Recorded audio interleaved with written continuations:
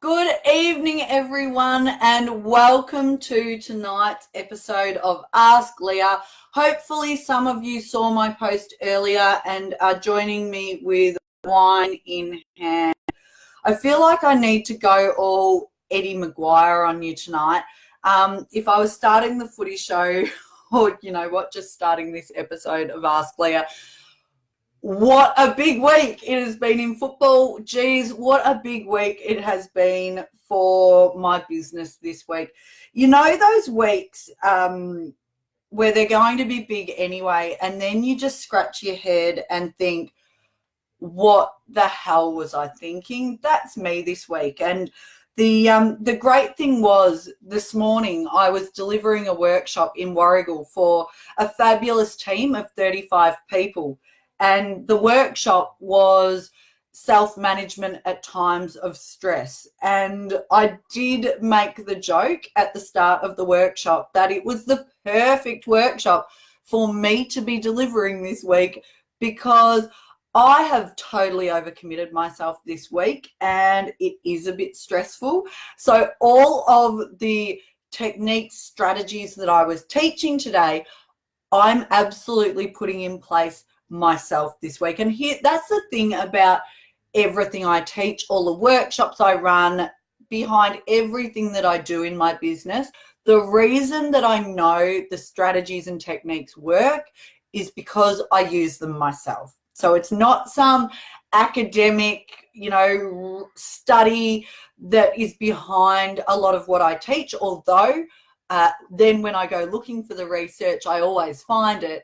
But I test this stuff myself. So this week, as some of you would have seen, I have launched the rebrand of my business. So I'm moving away from MethMac Communications. It is still my company. I will still operate under that, but I'm rebranding under my name, Leah Ep10, because I've shifted away from communications consulting. I still do it and I still love it.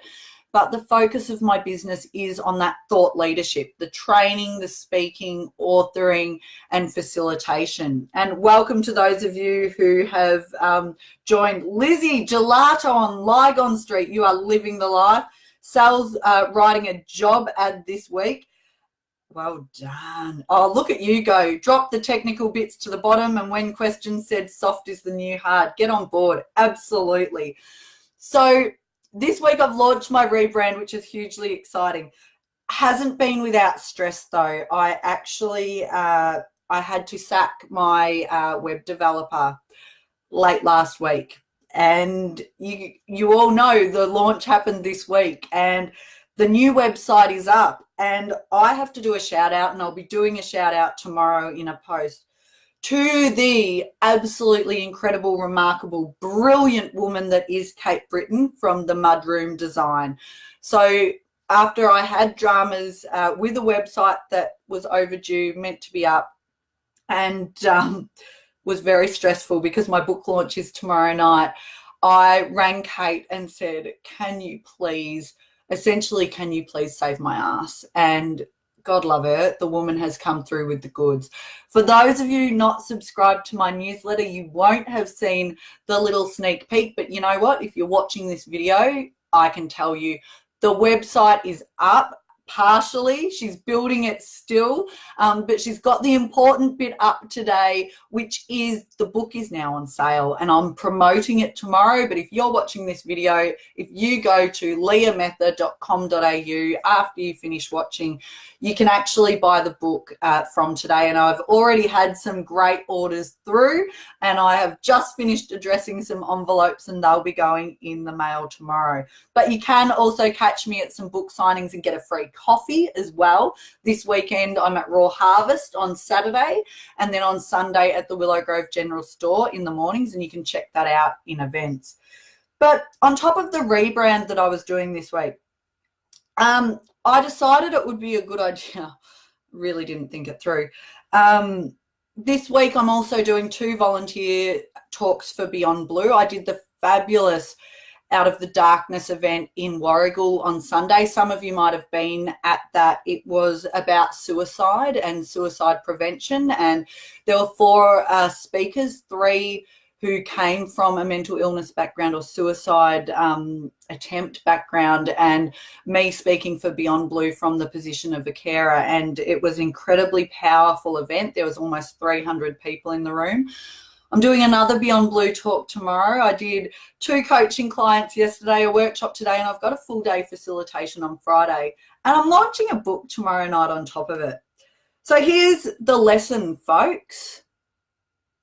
Even the teacher is an idiot sometimes, and we overload ourselves when we shouldn't. And it's really dumb, and we do it, and the only thing we can do is learn from it. So I am learning. I'm putting my own stress management strategies in place, rest assured.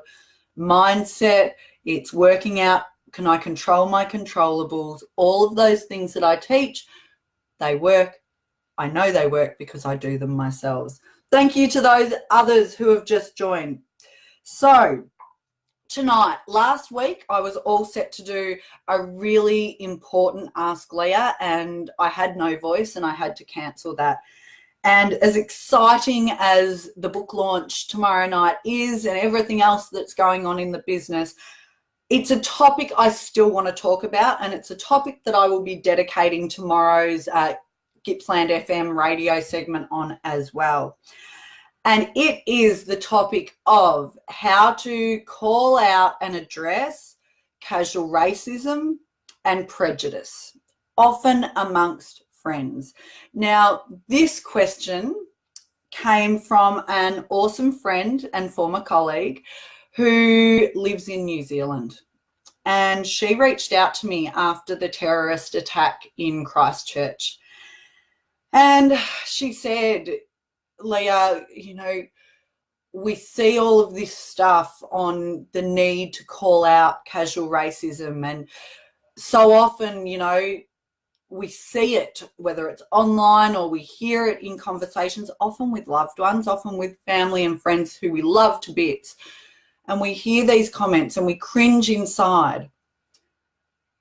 And after what happened in Christchurch, she said to me, I know I need to be calling this out, but I don't know what that looks like. I don't, you know, it's easy to say we need to call this stuff out. We need to be, you know, not be bystanders. We need to be stepping in. And her question to me was, but what does that actually look like? How do we do it? And that's what I want to dedicate tonight's episode to. Now, like all things when it comes to communication and advice that I give, there is no one size fits all approach. Okay, so I can't give you if someone is racist or prejudiced around you, you should always respond in this way, because that's not how it works. But what I aim to do tonight is to give you some ideas, some tips on what you can do if you're in a situation where you're feeling uncomfortable because someone's being racist or prejudiced. It might be they're making comments about someone based on a disability. It may be about race. It might be, you know, a sexist comment, any one of these things. How do we address it? And tonight, I'm not just going to talk about calling it out, because the reality is, if you're a communication style like me, you will call it out. But for a lot of you, that's not something you're comfortable with. And you know what? It's also something that's not always safe. And your safety is the most important thing. So I'm going to give you some tips tonight on, yes, how to call it out, but also how to support those who are the victims of racism or prejudice without necessarily having to get right involved and call it out, but what you can do to support them. And some of you might have seen a brilliant article that ABC Gippsland certainly shared last week, and I did see some other ABC platforms share it, and there was some great advice in that article. So let's get into it. What the hell do we do? And I want to start off and preface with the statement that has been reiterated quite frequently over the years. And that is, the standard you walk past is the standard you accept. We see this stuff around us all the time. Some people say it's just a bit of a joke, it's harmless fun, I didn't mean anything by it. You always need to get back to this point. The standard you walk past is the standard you accept. Because here's the thing, if someone's online posting their hate or their, their racist stuff or their prejudice stuff, if everyone scrolls past it and the only people who engage with it are the people who support it, that person can get in their mind that, well, everyone else thinks like me. Okay. Now, let me start at the beginning. One of the first things that you need to do in any situation to be able to really decide how you want to respond is you need to get clear on what your line in the sand is. What are your values? And that will be different for every single one of you watching this tonight. We all have different expectations, levels of what's acceptable and what's not. That's okay. We're all different. We all have different opinions, okay? But for you to know what you're comfortable with, you need to get really clear on who you are and what you stand for. The reason, and I often get asked by people, how are you comfortable engaging in the difficult conversations that you are? And my answer to that is always because I'm determined to live authentically. I'm determined to live by my values. Sometimes that's really uncomfortable, but that's a commitment that I've made to myself. I've said, you know what, that's my line in the sand. Some of my friends and family who are watching tonight will be nodding along in front of their phones or computer screens because I may have called them out before. Now, I want to be really clear on this. I definitely don't I try not to do it. I don't do it in that really aggressive, antagonistic way, where I'm all righteous because I'm right and they're wrong. That's not what it's about. But I will call it out, and I will call it out even if it's friends, even if it's family, even if it's a work colleague, if it's uncomfortable. I called out a dear friend on this a few months ago, and if they're watching, they will know who they are, who I was sitting next to having a conversation, and they referred to people as retards.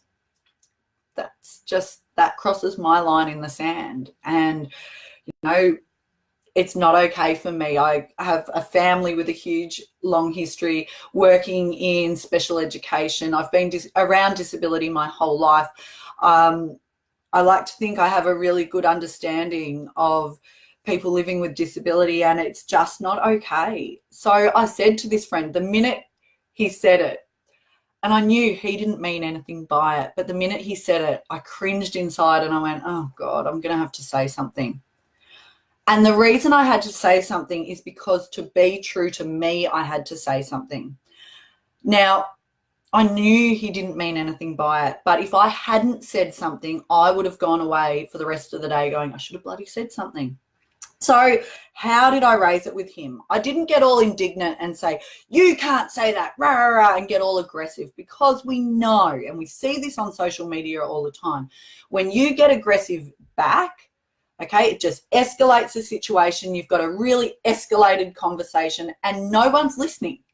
Okay, everyone's shouting at each other and no one's listening. So how do I call it out? I do it with a bit of that humor. I do it with that compassion. And I said to him, oh, mate, come on. Come on. It's me you're talking to. I can't have you say that and not call it out. And the minute I did this, he looked at me and he went, oh, I should have known. But you know what? That's just how we talk in our industry. And I said to him, you know what? It might be what's accepted in the industry, but it's not okay for these reasons. And we chatted it through. I've done this with girlfriends as well, and they actually self-moderate, particularly around me now. That's okay. Again, it's about what I need to be comfortable with and to live authentically to me. So I will always call it out. Some people will argue, well, Leah, but that's their belief. And that's, sometimes it's fine, sometimes it's not. But you know what? It's not about them. It's about what you can live with. And that's why you need to be clear on who you are and what you stand for. So the next thing I would suggest is know the law. There are some people that get very defensive on this stuff and they say, well, I can have whatever opinion I want. And you know what? Yeah, we can all have different opinions. However, hate speech is against the law in Victoria. There are times when it crosses the line and they're actually breaking the Racial and Religious Tolerance Act. And I've got some notes here on this because it's really important. So I want to just quote this to you. Hate speech is speech or expression which is capable of instilling or inciting hate of or prejudice towards a person or group of people on a specified ground. Okay, so it's against the law is the reality. So there is a time when it crosses the line and you need to understand what the law is. And that will also help give you that confidence. So it doesn't have to be an aggressive way, but it's actually about going, you know what? I get that your intention is not to be hurtful or harmful, but this is actually not okay. This is hard, right? Because sometimes you can feel really indignant about this sort of conversation, and that's okay because sometimes it's so far out of line. However, you've got to remember that in the person who's saying this is mine, it comes from somewhere. So as challenging as it is, and it's a challenge for me, I've got to say, I really encourage you to try using empathy, even if you're going to counter and raise this and talk back to someone who's using racism or prejudice or hate speech. And what I mean when I say use empathy, I mean put yourself in their shoes. And you might find it really hard to do that. But when I say put yourself in their shoes, what I'm saying is try to understand it. And you might say something where you say to them, you know what? I hear what you just said, and I'll be really honest. I'm really struggling to understand where that comes from because, you know what? I've got a whole heap of friends who African or Muslim or whatever it is, you know, Indigenous Australian, and I've actually found that they're great people. And just like in any religion or nationality, there are always a few bad eggs, but I like to see it as they're as individuals bad eggs. So I'm struggling to understand where you're coming from and engage in a conversation. Because quite often when you do that and when you engage in a conversation like that, you'll have someone go, oh, well, I experienced this. And often this statement comes from they may have experienced something and it happened to be perpetrated by someone of a particular nationality or religion or whatever it is. But when you have this conversation, you can go, yeah, you know what? That's a horrible experience. And I can see why you're really upset about that experience. But it's then getting them back to the fact that we've got to treat people as individuals and not condemn a whole race or religion on the back of individuals. The example I like to use on this is the fact that the majority of serial killers in the world are white males in their 30s. Now, does that mean that every white male in their 30s is a serial killer? Of course it doesn't. Of course it doesn't. Of course it doesn't mean that we all walk around petrified for the most part. No, we don't. Of white males in their 30s. Most white males in their 30s are awesome. They're lovely people. But the reality is, stats-wise, they're most likely to be serial killers. And it's by engaging in conversations where you might use an example like that, where you start a conversation rather than just getting an attack, that you realize, well, yeah, actually I have a problem with that person or that gang or that group of people, and it's about them. It's not about the whole nationality. Okay, so that bit of humor can help as well when you call it out sometimes. So I will often say, you know what, mate, that's not okay, or, you know, not cool, not funny. You might not have meant to offend, but actually that's not cool. You do it in a way that you don't want to, and again, this depends on who it is. I'm more talking at the moment about if it's a friend or family member, maybe you're at a barbecue on the weekend, sitting around with your mates. You don't want to, you don't want to shame them. You don't want to humiliate them, because when people feel humiliated and shamed, they get defensive. So you're never going to make any progress in that situation. But it's about calling it out in that respectful way.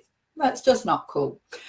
Now, some of you will be listening to all of this going, shit, Leah, I could never call it out. My dad's a racist, or my, father-in-law is, or whatever it is, and I could never call it out.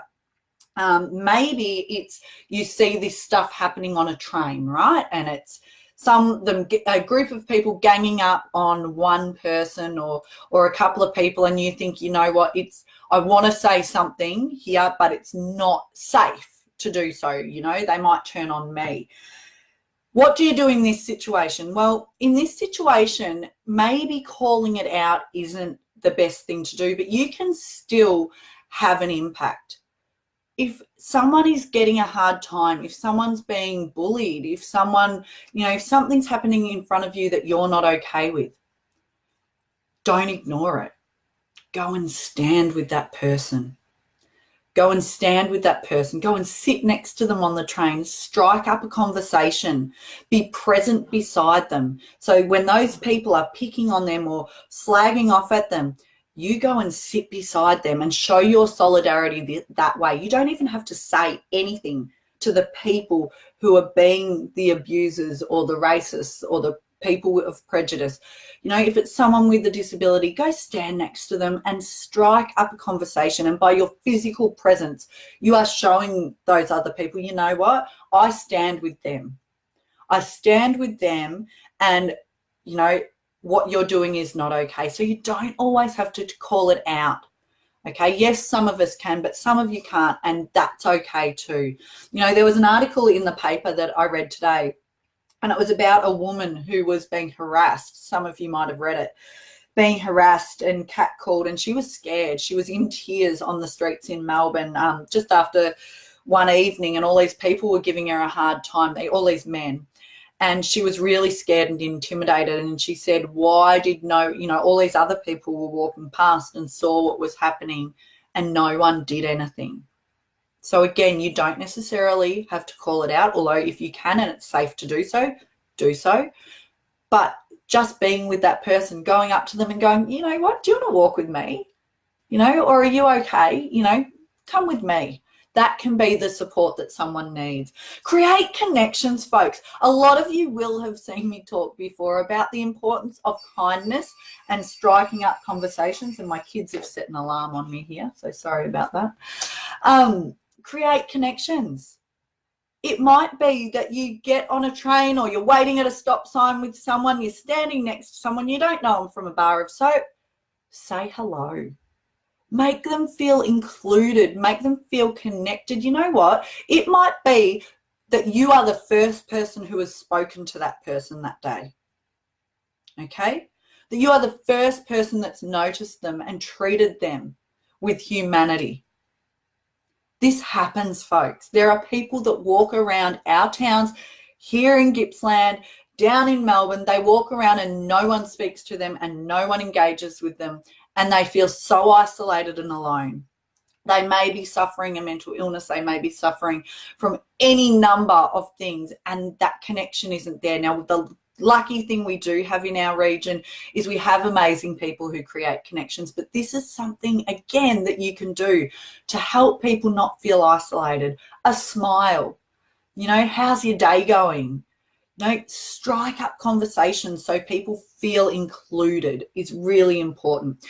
The other thing you can do, those of you, and you're on social media because you're watching right now, the other thing that you can do that is really, really important is to amplify positive voices. So again, maybe you're scrolling past something on Facebook and you see someone's posted a racist post, and Rob, I just said, I hate getting caught up in social media debates about racism. You know what? It does bring out the worst in some people. It can be really awkward, which is, again, why there's options. There's not always a right or wrong. As a lot of you who are personal friends with me know, I won't shy away from a good debate. I'll always be respectful. I'll always be considered. I get the other person might not agree with me, but I will always stand up. But that's me, and I very much respect that not everyone feels that they can do that. But what you can do, everyone out there, is amplify positive voices. So if someone's posted something that you think might be a bit offensive, or someone's posted something positive and then they've been trolled, which so many people do, you know, trolled underneath with real hateful things. What you can do if you don't want to engage in the nastiness, and that's fair enough, you amplify the positive voices. You hit like on that person who's stood up. You comment on their post. If they've put a post up, maybe it was about the beautiful event we had in Latrobe City last night, in solidarity with our Muslim community. You know, if you see people posting on that or sharing it, jump in and say, what a great event, because it's about ensuring that those positive voices are there too. Because if every one of the positive people scroll past and it's only the trolls that engage, then the trolls think that everyone thinks like them. So amplify the positive voices, lift those positive voices up. And the last thing I want to leave you with tonight on this topic is report harmful posts, okay? To the right of any post on Facebook and most social media, there's those 3 little dots. And if you click on that, one of the options is provide feedback on this post. And you can actually report posts for hate speech, for fake news, okay, for a whole range of things. The other person doesn't know that it was you that reported them.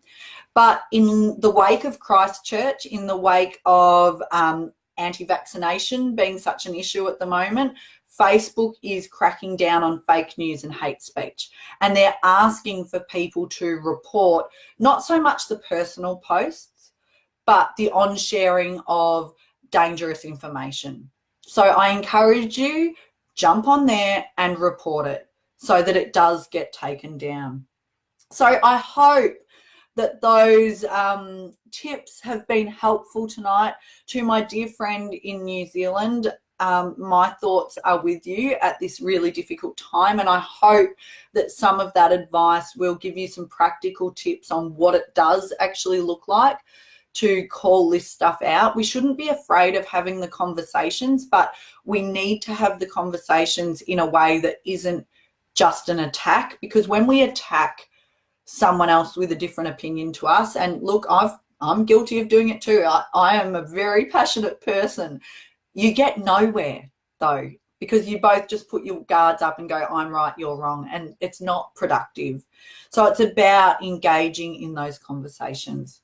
So that is it from me tonight on that topic. I am now going to go off and finish processing the first orders of my book, which have come through the website tonight, so they will be in the mail tomorrow. The book is also in Need to Read bookstore in Warragul. It'll be in other bookstores across the region over the coming weeks. Like I said, there are book signings happening at Raw Harvest and the Willow Grove General Store this weekend. The following weekend, I'm at Onyx Cafe in Traralgon and the Courthouse in Warragul. Free coffees to everyone who comes along and buys a book. It's a hugely exciting time, and I am so grateful for the support I have from everyone. Stick around tomorrow night. Make sure you check in. I will be looking at live streaming from the book launch tomorrow night, and I can't wait to see you at an event sometime soon. So again, cheers. I hope I'm not the only one drinking wine and watching this, but if I am, I will have one for you. Have a great night, everyone. Thanks. Bye.